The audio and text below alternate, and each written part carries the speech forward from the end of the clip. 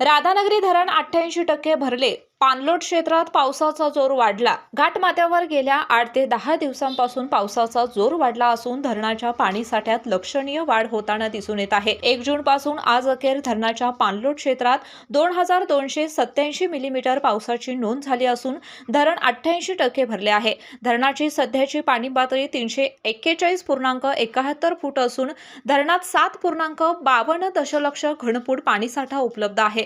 पाणलोट क्षेत्रात पावसाचा जोर कायम असल्याने धरणात पाण्याची आवक सुरूच आहे. परिणामी पॉवर हाऊसमधून 1400 क्युसेक विसर्ग भोगावती नदीपात्रात करण्यात आला आहे. पुढील 2 ते 3 दिवस असाच पाऊस सुरू राहिल्यास धरण पूर्ण क्षमतेने भरून धरणाचे स्वयंचलित दरवाजे उघडण्याची शक्यता व्यक्त केली जात असून पंचगंगा नदीच्या पाणी पातळीमध्ये ही वाढ होऊन कोल्हापूर शहरासह नदीकाठच्या भागात पूरस्थिती निर्माण होण्याची शक्यता आहे. तरी प्रशासनाकडून नागरिकांना सतर्क राहण्याचे आवाहन करण्यात आले आहे. केके न्यूज साठी राधानगरीहून मिलिंद कांबळे.